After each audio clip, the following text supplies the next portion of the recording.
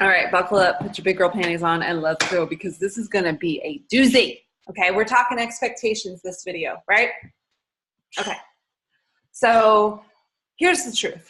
We all come into relationships with our own expectations, right? I liked how my pastor put it one time. It's like you have a box, and in there, this box that you're like, hey, I'm coming into this relationship. Here's all my expectations. I hope that you can meet them, right? And some of them are more,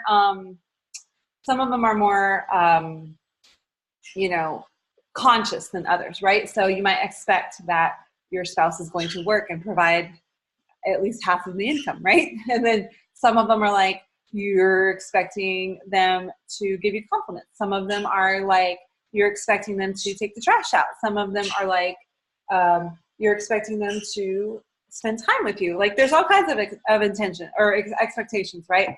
Maybe you're expecting when you're going to spend holidays here or there. Or when it comes to lots of other relationships, you're expecting they're going to call you, or they're going to come see you, or or they're going to keep your confidentiality. Like we have all kinds of expectations that we bring into a relationship, right? Okay. So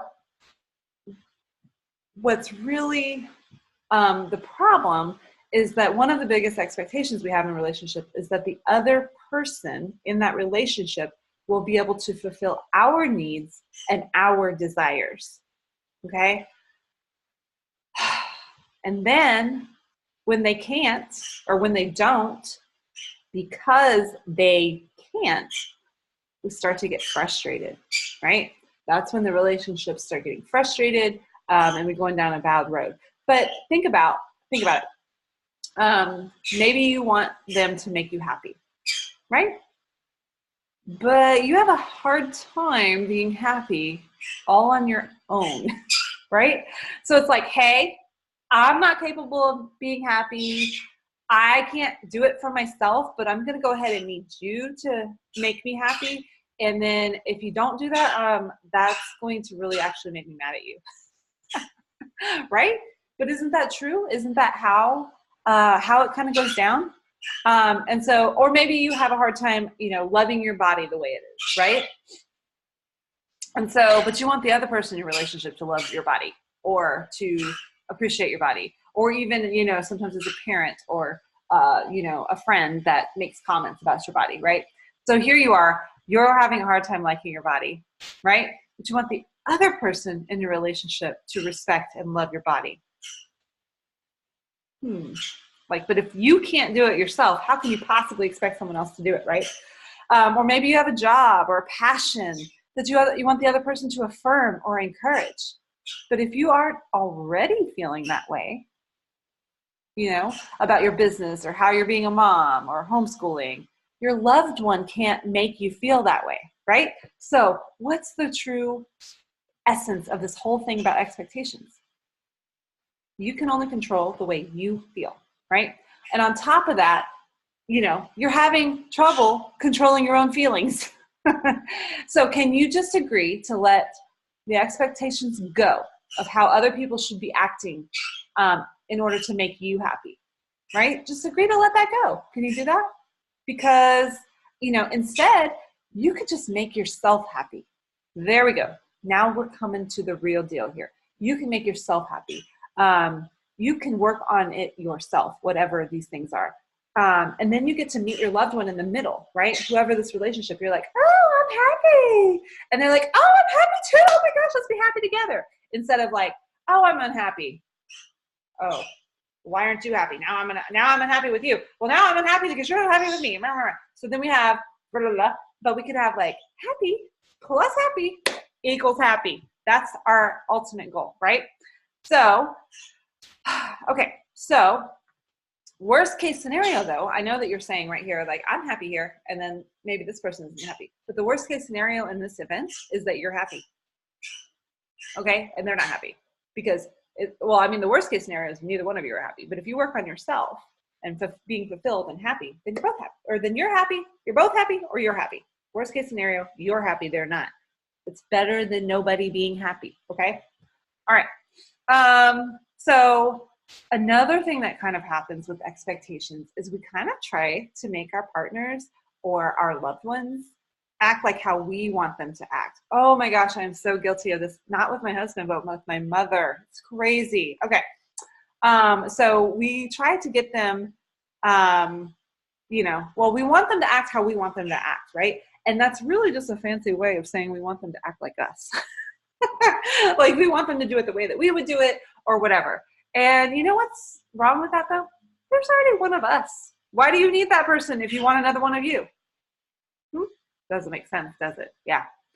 So I really like what Pastor Mark Altrug says, right? So he's talking about spouses, but this applies to any relationship, right? So don't look at where your spouse needs to change. Don't look at that. Don't look for it. Don't worry about that. Instead, look where you need to change. I'm pointing to me. Where you need to change, right? Don't have expectations of your spouse. If you have expectations, place them on your own shoulders, okay? Or let them go. That's another choice. That's another video, okay? But place them on yourself. Every expectation that you're putting over there on your loved one, your mother, your sister, your child, your coworker, your spouse, your girlfriend, your boyfriend, whatever expectation you're placing on them, place it on yourself. Okay? That's what I'm saying right here. Because the relationship that you have with your loved one is one that you just get to experience love with.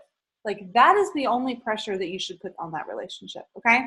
So you get to love them, you get to feel love, you get to bond, you get to share memories. That is the expectation of a relationship, okay? So when we have an expectation of someone else to fulfill us, or we are just setting ourselves up for disappointment because no human being can do that, right? No human being can satisfy another human being. To hope that they can do that is asking them too much. It's putting too much pressure on them. So take that pressure off of them, put it on yourself, okay? So now I did earlier say that you can only control the way you feel, right? But you can also say it this way. Only you can control the way you feel. So we'll say like things like, he makes me feel blank, right? Or when she does that, I feel blank, right? But here's the truth. You are responsible for how you feel. No one can make you feel a certain way unless you allow it. We know that. We've heard that, right? So here's the deal. You're not responsible for the way your loved one acts. Can't control that. You don't take ownership of that. You can't be responsible for that, right? But you are responsible for how you feel, how you interpret it, how you let it affect you, and how you show up in life as a result of how they acted, okay? So this is where the model we started using before comes in, right?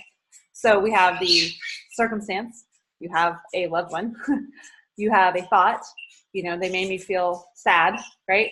You have or they were mean, right, is the thought. Then I feel sad, that's the feeling. And then, you eat chocolate ice cream and then you feel bad. I don't know, whatever. So then you have the action and the result, right? Okay, so let's say your loved one is super rude, right? That's the thought, by the way. That's not the circumstance. That's an opinion. Okay, so that makes you feel disrespected, right? Yeah, so they were rude. That's what you thought. Then you acted disrespected. So then how do you act? Probably like rude and disrespectful back. Just guessing. Or maybe you shut down. Either way, it just makes the situation worse, right? Never makes it better. So, and you lose. Even though you weren't responsible for the initial behavior, you still lose. How does that work? How is that fair? Yeah? So I think you should win instead. Find a way to interpret the behavior in a way that serves you, right? So interpreting it like he's mean, she doesn't care about me, or whatever the thought that you're telling yourself, that doesn't serve you. It comes out only as a lose-lose situation, okay? So what you can do, there's a bunch of different ways to do that. Even without excusing the behavior, right? You don't have to excuse the behavior, but you can think different things about it. I choosing not to engage in it. or thinking about their intention instead of the action, thinking about, how you're going to make better relationships or something like that. So there are positive thoughts that you can have in all of these situations that will actually serve you. And you have to practice that model, and we can do that in the coaching process, to think about it, to see what can I think, which will determine how I feel, right? Because I get to choose that. I don't get to choose how they behave. I get to choose how I think and interpret it, and how I feel, and then the actions and the results I get from that. Okay? So here's another thing. So often we're trying to constantly control and expect and receive certain behavior from our loved ones, right? So that we can have our needs met, right? We want to be appreciated or validated or whatever. So we're expecting certain things from people. And then, customarily we are disappointed, right? So my idea is to let go of those expectations, right? And meet those needs ourselves. So you can reduce the amount of frustration you're feeling right now or anytime by meeting your needs yourself. We talked about taking all of those expectations from your loved one and putting them on yourself. So whatever you're wanting from that person is exactly what you need to provide for yourself, right? And then you get to show up for the other person in a way that's authentic and fun for your relationship, right? Not in a way that tries to manipulate or how they feel or how they act, right? You're not trying to do that anymore because you're meeting all of those things yourself. So you're free not only from the bad feeling that comes from it, right, the disappointment, but you're also free of the energy trying to control or manipulate any of those behaviors or situations, right? So the other thing is when we do that, when we try to control when we're expecting certain behaviors, we're really trying to control the other person, right? And so that can very often come across as critical to the other person in our relationship, right? So that can come across as critical. So imagine this: if you had somebody who you never quite meet the mark with, right? So like you were like, you did this, and it was like, oh, just a little bit. You didn't quite do what I wanted, or it's even just these little subtle things like, didn't put the thing in the right way or whatever, just these tiny little criticals because we're trying to control other people's behavior. Imagine if that was you. How would that come across? It comes across like they're always trying to make me be different than how I am. So how am I supposed to feel about who I am? Think about that. Okay. So that was a side trip. Okay. So let's get back to how you feel. Okay. So if you let those frustrations get to you, how do you end up feeling? We talked about this. Not loving. You don't feel good, right? You might feel hurt. You might feel mad. You might feel angry, frustrated, lonely, depressed, desperate. I don't know what the feeling is, but none of those are good feelings, right? Those are all bummers. And so you get to decide how you feel toward your loved one at any given time. So while you can choose those other feelings, and you might feel like they're justified even. They might be justified, okay? I might agree with your justification, but who does it really hurt to feel that way? You. I mean, maybe it hurts them, maybe, but more importantly, it hurts you. You're the one that has to walk around feeling disappointed, sad, unloved, unloving. You are the one that has to suffer that loss. And so not only that, how is it hurting your physical health, your mental health? How is it making you show up in other relationships and areas in your life because of the way that you're choosing to feel? So feeling unloving towards someone or those other feelings towards someone only hurts us, really. We have this idea that other people benefit from us loving them, but actually you benefit from feeling loving toward other people. You get that vibration in your body. You get that warm fuzzy in your body when you feel loving, and you don't feel disappointed, and you feel the opposite. You feel excited. You feel grateful, right? You get the benefit of that feeling.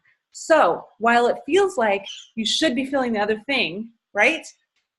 Because of the action, you're not hurting them because of the way of feeling that way. You're hurting yourself, right? So the goal then overall, with this whole thing, is for you to meet your own expectations, fill your own needs and your desire separate of your loved one, right? Then you're totally complete. It also puts less pressure on your relationship, right? And you get those needs met, right? And you get to lose those disappointing, unloving feelings, right? So we're no longer going to expect or need things from our spouse in order to feel happy or loved, right? You can choose to feel loved and happy, loving toward your spouse and happy at any given time. They don't get to choose that for you, because even if they, quote, deserve it, you feeling the opposite of that way toward them is only hurting you, okay? If you choose instead to feel grateful, to feel loving, to feel at least not negative, right? Even if you go with a neutral feeling, then you win, right? Okay. So what then can you actually expect from your loved one? What should you actually expect? That you get to love them. That's what you get to expect. And you get to love them unconditionally, right? This is the problem in most relationships. It always feels conditional, right? Based on expectations. If you meet my expectation, I will love you. No, that doesn't sound fun. I don't want anybody putting that on me, and I don't want to put that on anyone else. We have to separate and really understand when we're doing that. But when I think about it, no, I would rather know that love toward me is unconditional. And so because I want that, I want to give that, right? So think about a newborn baby or a puppy. It doesn't matter what they do, right? You sign up to love them unconditionally. And then they make it really easy because they're so cute, right?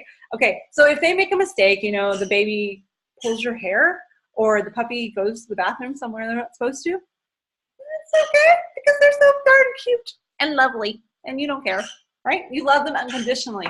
And because there's no expectation, you don't expect anything from them except for that you get to love them, right? You get to get the... That was just the mom in me coming out. Okay, that's all you expect from them, is that you get to love them.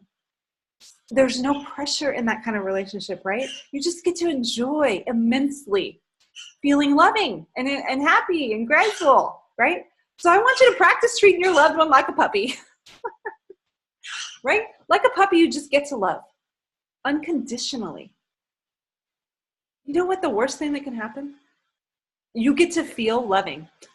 You get to experience blissful, lovely feelings in your belly that vibrate all the way throughout your body. That's the worst that's going to happen, right? We're not doing this necessarily because they, quote, deserve it. You're doing it because of how you want to feel on the inside, right? And so you're expecting that you get to love your loved one. It's pretty amazing. So there's lots of exercises in the workbook for you to do this. But the last one is really cool, and it might take a little more explanation, so I'm going to do it. Okay, so I want to tell you the story about husband bragging, okay?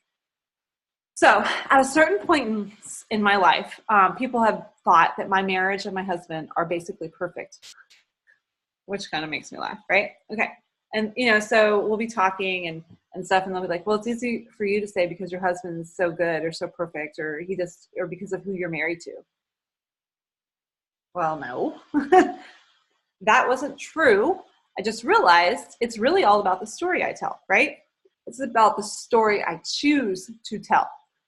I tell a good story about Chris because that's how I see him, because that's how I want to feel about him, right? So when I sit there and brag about, how good he is and how much I love him, it's not inauthentic.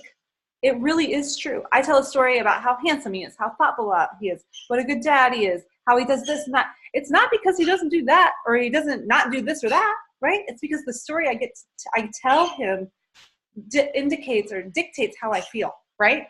And the more I tell that story, the more my brain believes it, the more my brain sees it, and the more my actions reflect it, right?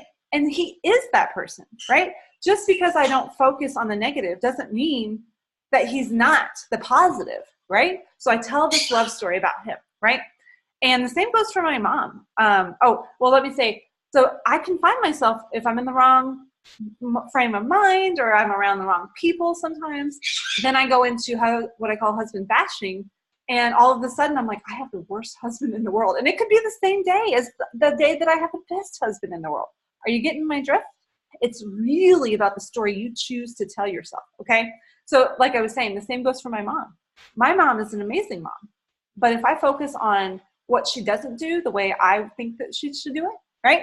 Or how she's not something or whatever, then the story can be totally different, right? It's all a matter of perspective. So what's the case that you're making for your relationship? Okay? If you were arguing like a lawyer in front of the judge, what's the story you would paint, right? Are you using your mental powers for good or for bad? So brainstorm all the goodness, right? And just remember, like, this is a love story on purpose. And you might say, okay, Shayna, you just want me to be delusional. I mean, you're already delusional, right? You're already telling yourself a story already in here. You might as well make it a good one.